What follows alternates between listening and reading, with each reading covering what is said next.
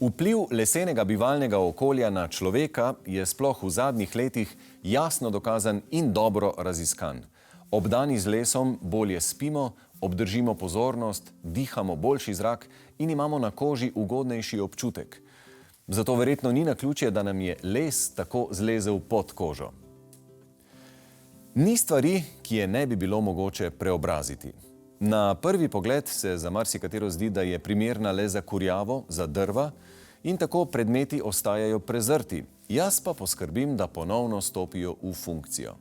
To nam je povedal lastnik naslednjega stanovanja, Aleš Belšak, oblikovalec, ki združuje veliko ljubezen do obdelave lesa in preoblikovanja pozabljenih predmetov. Obiskali smo ga v svetlem mansardnem stanovanju. Za to stanovanje si človek mora vzeti čas, zato da opazi vse detajle in predvsem, da sliši zgodbe za vsemi unikatnimi kosi, ki jih v tem stanovanju res kar mrgoli. Aleš, zdravo. V čudoviti mansardi sva, ampak najprej me zanima, med koliko let starimi tramovi midva zdajle stojiva? Ja, pozdravljeni. V bistvu hiša je stara 246 let in tudi ti tramovi so iz prvotnega stanja.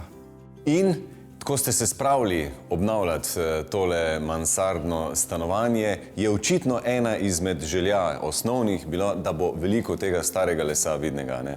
Ko sem prišel v te kraje v Slovenske Gorice, je stanovanje že v bistvu bilo narejeno, potem smo ga še preuredila za najine potrebe, ampak je bilo stanovanje premajhno, zato smo kasneje, ko smo pričakovali s Filipa, smo tudi stanovanje razširili in v bistvu dobili to podobo, kot je danes.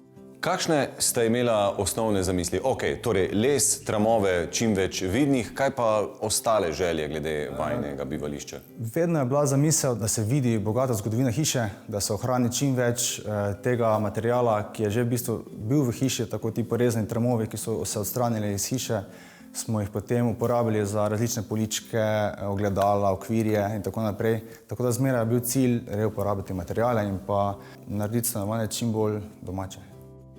A za začetek je bilo potrebno mansardo povsem očistiti, do golega. To je Alešu vzelo dobre 3 mesece časa, poskrbelo pa tudi za vrsto neprespanih noči. Kljub začetnim izzivom pa projekt prenove mansarde ni rezultiral le v prekrasnem domovanju mlade družine, temveč je z njegovo pomočjo Aleš odkril tudi svojo veliko strast, izdelavo edinstvenih pohištvenih kosov iz predmetov, ki marsikomu predstavljajo le kup krame. Ob prihodu novega družinskega člana se je tako lotil izdelave previjalne mizice, v nadaljevanju pa še umivalnik v kleti. Sicer ste profesor športne vzgoje, ampak ko pa ne učite, se prelevite v strastnega oblikovalca. Vsi, ki me poznajo, sem Aleš Belšak, medtem ko popoldan, ko pa se vračam domov v delavnico, pa nekako postanem ustvarjalec in tukaj se v bistvu lotim prenavljanja, obnavljanja, reuporabe materialov, predvsem lesa, kovine in tukaj nastajajo potem takšni kreativni kosi. Kakšna je zgodba, zakaj ravno les? Ker se mi zdi, da je lesa res ogromno tistega, ki pride izpod vaših rok. Ko se ga prvič dotakneš, ko občutiš to gladkost, ko vidiš teksturo, ko začutiš toplino materiala, ti da nekaj posebnega in ravno ta les, ki je reuporabljen, ki je toliko let kljuboval različnim vremenskim pojavom, soncu, vetru, dežju, ima nek poseben čar, nek poseben karakter in mislim, da se to ravno vidi v mojih izdelkih. Kakšen odnos je tisti, ki si ga tak star les od nas zasluži ali pa ga potrebuje? Velika večina lesa, če je le na suhem, je še dokaj dobro hranjenega oziroma je sredica zdrava. Les, ki je na zunaj preperet, se uporabi za drugačne namene, bolj za dekorativne pomene kot lestence in kaj podobnega, vendar pa tudi, če les zgleda na zunaj načet, ni nujno, da je ta poškodovan oziroma če so črvički pustili kakšen sled, tudi ta lahko dobro sovpada z okolico. Ampak pri pridobivanju veščin tega znanja pa niste čisto sami, ne? Ja, to je zdaj spet en ali usoda ali pa en srečen splet okoliščin, namreč eno hišo pred mano živi moj prijatelj Andrej Irgl, ki pa je v bistvu mizar. On mi je ogromno predal informacij in pa tudi pomagal pri samem štartu moje dejavnosti, tudi nesebično mi odstopa svojo delavnico. Potem 3 hiše naprej, na drugi strani pa imam 3. generacijo kovača, ki je pa tudi zelo rad, da pridem k njemu, da mi poda kakšen svet oziroma da poklepetamo o starih časih. Po mojem nisem prvi in edini, ki se to sprašuje, ampak kje vse to najdete? Kje vse najdete te kose, izdelke, pri katerih pridete sploh na idejo, da bi jih na takle izviren način obnovili? Ja, verjetno sem malo čuden v tem pogledu, ampak medtem ko drugi, ne vem, opazujejo hiše, naravo, urejene zelenice, v bistvu mene pritegnejo industrijska območja, če kje leži kakšen zapuščen stroj, če leži kak zanimiv odlitek, zanimivo kos kovine in potem v bistvu to več časa razmišljam, kaj bi lahko jaz tega naredil. V domovanju Aleševe družinice najdemo pravo zakladnico prekrasnih in edinstvenih pohištvenih kosov. Nekaj posebnega je tudi zgodba o lučeh, ki kradejo poglede. Te namreč prihajajo iz delavnic Slovenskih železnic, saj so se pri slednjih odločili za zamenjavo osvetlitve. Aleš pa je nanje naletel povsem po naključju med vožnjo iz službe.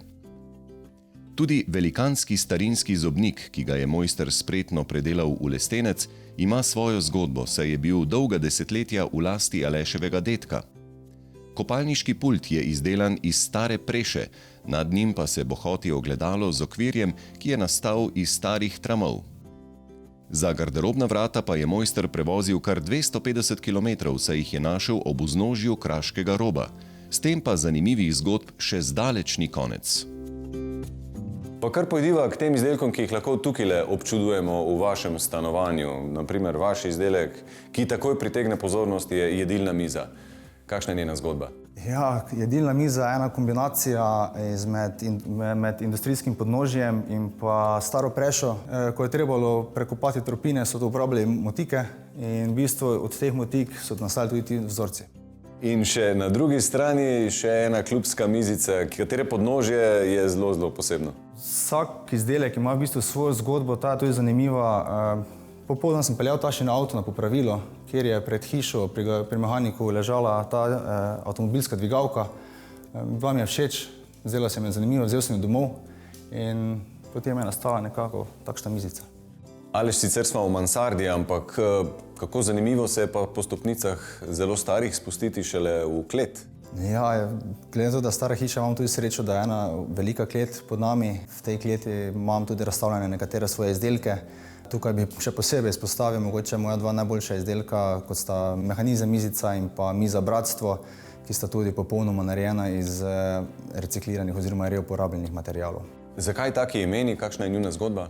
Samo mizico sem vgradil mehanizem, tako da mizica izgleda, kot da bo odpotovala nekamor samo od sebe, medtem ko miza Bratstvo pa je podnožje za to mizo je v bistvu sestavljeno iz industrijskega reskarja, ki je bil uporabljen v lesnopredelovalni industriji. Koliko je ta miza težka? Ta velika miza ima okrog 280 kg. Sem hotel predlagati, da bi jo semle prinesli, pa da jo še tlele lahko posnamemo. Ne bo šlo.